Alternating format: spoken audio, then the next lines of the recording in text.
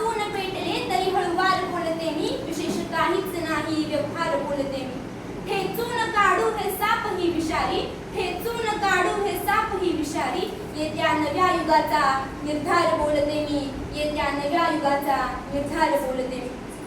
सन्माननीय व्यासपीठ आणि व्यासपीठावरील उपस्थित मान्यवर आणि येथे जमलेल्या माझ्या मित्रांनो, सर्वांना माझा नमस्कार. मी कुमारी स्वरांजली महादेव तुळसे, जिल्हा परिषद प्रशाला माळुंब्रा येथील इयत्ता 10वीची विद्यार्थी.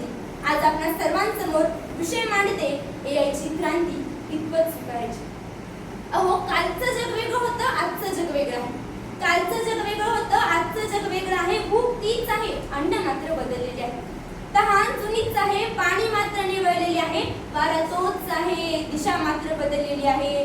वारा तोच आहे, दिशा मात्र बदललेली आहे. अहो, बुद्धी तीच आहे, अनुभूती मात्र आव्हानात्मक झालेली आहे. बुद्धी तीच आहे, अनुभूती मात्र आव्हानात्मक झालेली आहे. बदलत्या काळाप्रमाणे बदलणे हा मानवाचा उपदर स्वभावच ठरावा. परंतु या बदललेल्या बुद्धीची परिमिती नेमकी कशामध्ये आहे आणि या बदललेल्या बुद्धीची दिशा व आलेख कोणता आहे याची शंका निर्माण होते. आणि सर्वात महत्त्वाचे, निर्मिती ही निर्मात्याशीच मात करणार नाही ना अशी स्टीफन वर्तवलेली चिंता खरी ठरेल का याची शंका निर्माण होते.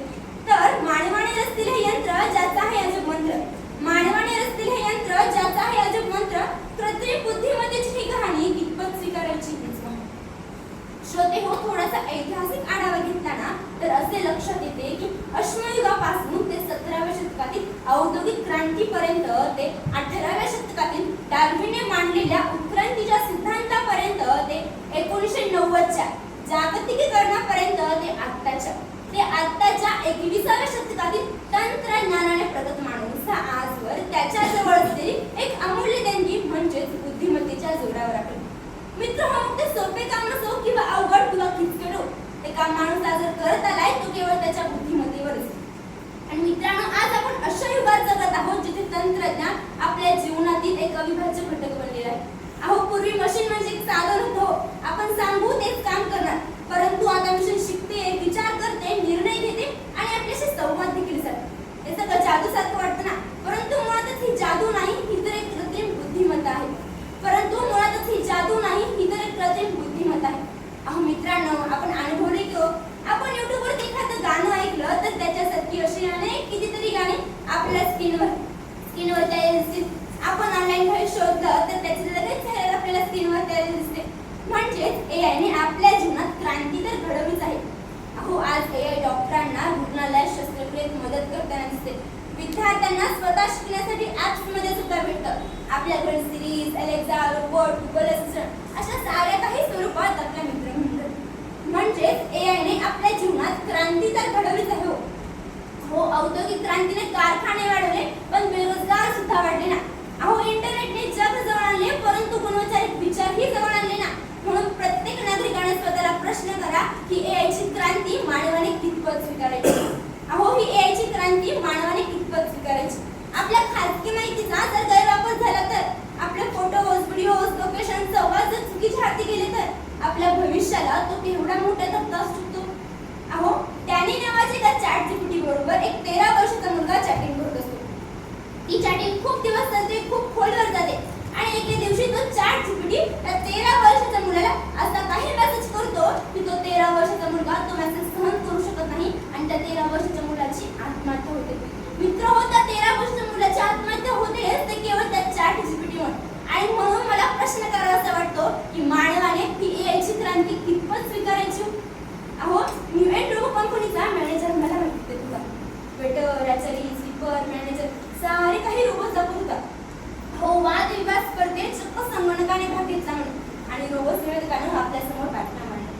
अहो, रोबोटिका डॉक्टराने एका ह्युमनचा अचूक वेध घेतला. तुम्हाला फोनवर बोलायचा कंटाळा आलाय का हो, तर आता गुगल असिस्टंट आपल्यासाठी ते घेतलं. तुळशी पुढे दिवा लागताना यापुढे कदाचित आई नावाचं यंत्र असणार. हळूच मिठी मारता येणार नाही कदाचित, कारण तिच्या भोवती एआय नावाचं कुंपण असणार. मित्र हो, असे सारे काही प्रश्न पाहिल्यानंतर, असे सारे काही चित्र पाहिल्यानंतर माझ्या मनामध्ये एक असा प्रश्न उद्भवतो की मानवाचं जगणं ही एआयची क्रांती खरंच सुसंगत करणारी काय. आणि याच आव्हानांना आढावा घेण्यासाठी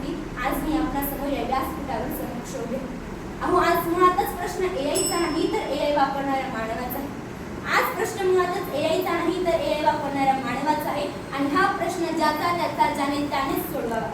अहो, उद्या युद्धात सैनिक नाही तर मिशने जाऊन लढल्या, उद्या युद्धात सैनिक नाही तर मिशने जाऊन लढल्या, तर त्यात माणसांचं महत्व काय उरलं? तर त्यात माणसांचं महत्व काय उरलं? शेवटी एवढेच म्हणू इच्छिते, परंतु या सर्व चर्चेत ही महत्त्वाची गोष्ट विसरू नका की ही एआयची क्रांती कितीही प्रगत झाली तर ती माणूस नाही तर ती फक्त एक तंत्रज्ञान आहे. तिला भावना नाही, तिला आपुलकी नाही, तिला सहानुभूती नाही. हो, आईच्या डोळ्यातील ते प्रेम, सैनिकांच्या डोळ्यातील ते धैर्य आणि मित्राच्या आवाजातील ते समाधान, या सर्व भावना फक्त माणसांनाच आहेत. अहो, या सर्व भावना फक्त माणसांनाच आहेत आणि म्हणून प्रत्येकाने प्रश्न करा की मानवाने ही एआयची क्रांती कितपत स्वीकारायची.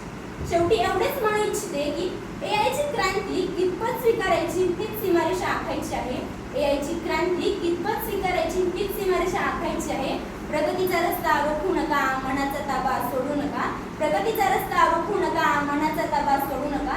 विज्ञानाच्या गर्दीत माणुसकीचे नाते तोडू नका. विज्ञानाच्या गर्दीत माणुसकीचे नाते तोडू नका. धन्यवाद. जय हिंद.